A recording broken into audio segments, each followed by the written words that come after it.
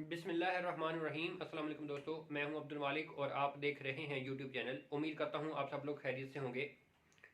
अच्छा तो दोस्तों, आज हम क्वेश्चन पढ़ने जा रहे हैं एक्सरसाइज 3.5 का क्वेश्चन नंबर 4।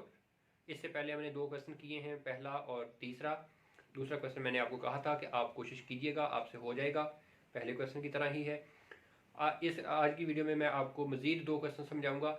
तो ये एक्सरसाइज वैसे तो तकरीबन तकरीबन आपस में मिलते जुलते क्वेश्चंस ही हैं। मेन इसमें जो काम होता है वो पार्शियल फ्रैक्शन का होता है। थोड़ी सी लेंथी ज़रूर है लेकिन मुश्किल बिल्कुल भी नहीं है। तो आइए चलते हैं अपने क्वेश्चन नंबर 4 की तरफ। क्वेश्चन नंबर 4 आपको समझाऊंगा और आज क्वेश्चन नंबर 8 समझाऊंगा। क्वेश्चन नंबर 4 सुने। तो दोस्तों, मैंने ये क्वेश्चन नंबर 4 लिख लिया हुआ है। सबसे पहले हमें ये इसमें देखना है कि क्या ये प्रॉपर फ्रैक्शन है कि नहीं। प्रॉपर फ्रैक्शन का मतलब हमें देखना है नीचे डिग्री कितनी है, ऊपर डिग्री कितनी है। अगर नीचे वाली डिग्री बड़ी होगी तो ये प्रॉपर फ्रैक्शन होगी और उसको हम डायरेक्टली सोल्व करना शुरू कर देंगे। नीचे इसको मल्टीप्लाई करें तो एक्स स्क्वायर बनता है, मैक्सिमम पावर 2 बनती है और ऊपर एक्स की पावर है 1। तो इसका मतलब नीचे वाली पावर जो है वो नीचे वाली डिग्री जो है वो बड़ी है, तो इसलिए ये प्रॉपर फ्रैक्शन है। तो हम इसको डायरेक्ट सॉल्व करने की तरफ जाएंगे। अब हम इस हिस्से की पार्शियल फ्रैक्शन करने लगे हैं। तो पार्शियल फ्रैक्शन करने के लिए मुझे करना होगा a minus B into X over X minus A into X minus B. A over X minus A plus B over X minus B, और इसको मानेंगे इक्वेशन नंबर 1। तो अब इसको multiply by this number x minus A into X minus B. तो ऊपर आ जाएगा a minus B into X is equal to A into X minus B plus B into X minus ए। तो मैं इसको ज़रा थोड़ा सा जल्दी जल्दी कर रहा हूँ कोशिश, तो क्योंकि ये सारे काम आपके पहले किए हुए हैं। तो अब इसमें पहला फैक्टर 0 के बराबर रख के put x minus A is equal to 0। तो x is equal to A in equation number 2 में पुट कर दें x की जगह पर a। तो इधर a पुट करते हैं, a minus B into A is equal to, यहाँ पर पुट करें a into A minus B, और यहाँ पुट करने की जरूरत नहीं है, a माइनस से 0 होगा ख़त्म। अब ये a माइनस बी और a माइनस बी आपस में कट जाएंगे। ये small a is equal to capital A की वैल्यू आ गई। अब इसी तरीके से ये दूसरा फैक्टर लेंगे और वो क्या है, put x minus B is equal to 0, यानी कि x is equal to B कहाँ पुट करेंगे, इन इक्वेशन नंबर इसी 2 में। तो a माइनस बी इंटू इसकी जगह b इज इक्वल टू, यहाँ पुट नहीं करेंगे, b माइनस बी 0 होगा, यहाँ पुट करें b into B minus A, B put करें, ठीक है। अब ये डायरेक्टली तो कैंसिल आउट नहीं होता। हाँ, अलबत्ता ऐसा जरूर है कि अगर मैं इसमें से माइनस कॉमन ले लूँ, ये बी पॉजिटिव हो जाएगा, ये नेगेटिव हो जाएगा, into B is equal to ये B into B minus A. अब ये बी माइनस ए और बी माइनस ए कट जाएगा, माइनस बी रहेगा इज इक्वल टू ये कैपिटल बी। इस तरीके से हमारे पास ये कैपिटल ए और कैपिटल बी की वैल्यूज मिल गई हैं, ठीक है। अब इन वैल्यूज को हमने कहाँ पुट करना है, इक्वेशन नंबर 1 में।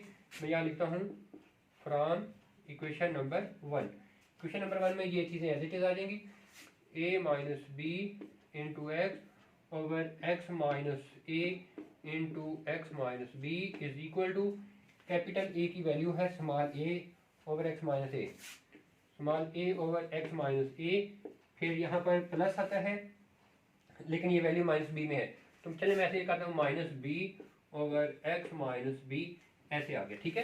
तो ए और बी की वैल्यूज हमने यहाँ पर पुट कर दी हैं। अब क्या करेंगे, अब इसके बाद हम इसका इंटेग्रल लेंगे, इधर भी और इधर भी, सब के ऊपर यानी कि इंटेग्रल अप्लाई कर देंगे।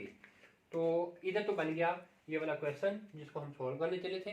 तो अब यहाँ पर क्या होगा, यहाँ पर होगा ए बाहर ले जाएंगे, 1 over X minus A D X, और यहाँ से माइनस बी बाहर आएगा, minus B integral 1 over X minus B D x.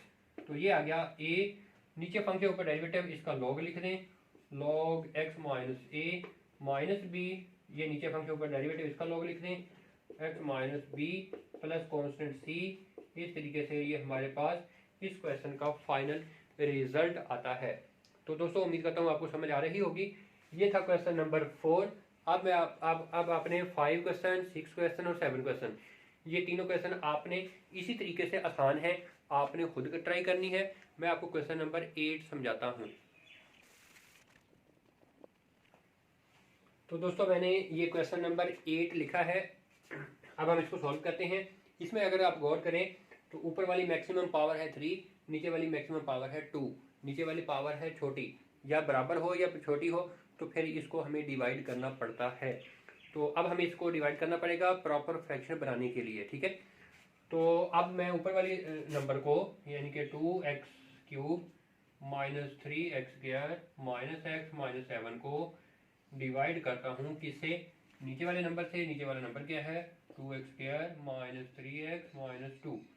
अब इसको कितने से मल्टीप्लाई करें, ये बन जाए सिंगल x से, तो x इसके साथ 2x³, x इसके साथ माइनस 3x², x इसके साथ माइनस 2x, ये आ गया। अब ये साइन चेंज करेंगे तो ये कैंसिल आउट हो जाएगा और ये भी कैंसिल आउट हो जाएगा, ठीक है।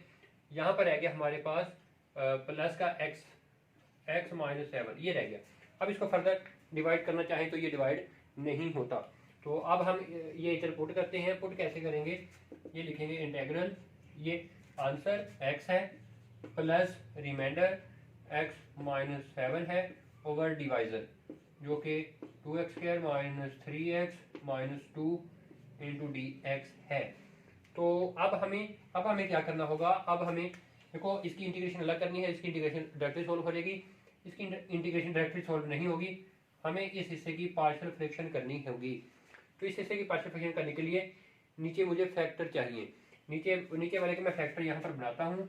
क्या है, 2x² माइनस 3x माइनस 2 ये है। तो अब इसके फैक्टराइज करें तो 2x² minus 4x plus x minus 2, ये मैंने इसके पेयर बनाए। तो यहाँ से 2 कॉमन लें, 2x कॉमन लें, 2x कॉमन, x माइनस 2 रह जाएगा, प्लस 1 कॉमन, x माइनस 2 यहाँ पर भी रह जाएगा, ये आ जाएगा x माइनस 2 और 2x प्लस 1 ये आ जाएगा। अब इस हिस्से की जगह, नीचे वाले हिस्से की जगह ये लिखेंगे। तो हम इसको मैं मान लेता हूँ ये इक्वेशन नंबर 1 है। अब मैं इसको लेट करता हूँ क्या, x माइनस 7 ओवर इसकी जगह ये लिखता हूँ x माइनस 2 और 2x प्लस 1। तो अब ये a ओवर x माइनस 2 आएगा plus b over 2x plus 1 आएगा और इसको मानेंगे इक्वेशन नंबर 2। इसी नंबर से उसी तरीके से मल्टीप्लाई करेंगे, multiply by x minus 2 into 2x plus 1। तो यहाँ पर आ जाएगा x minus 7 a into 2x plus 1 plus b into x minus 2, ये आ गया हमारे पास। और इसको मानेंगे इक्वेशन नंबर 3। अब क्या करेंगे, अब ये पुट करेंगे, इसको 0 के बराबर रखें। Put x minus 2 is equal to 0, यानी कि x इज इक्वल टू 2 कहाँ पुट करेंगे, इन इक्वेशन नंबर, इस इक्वेशन नंबर 3 में x की जगह पर 2, तो इधर 2 पुट करें, 2 माइनस 7, इधर पुट करेंगे a इंटू 2 प्लस 1।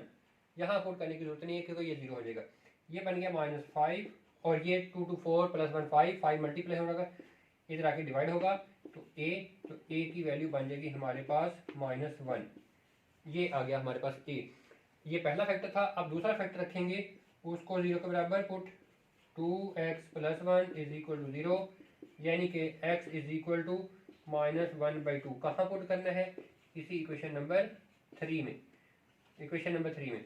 तो यहाँ पर पुट करें minus 1/2 minus 7 is equal to, यहाँ पुट करने की जरूरत नहीं है क्योंकि हमने इसको 0 के बराबर रखा, ये 0 हो जाएगा।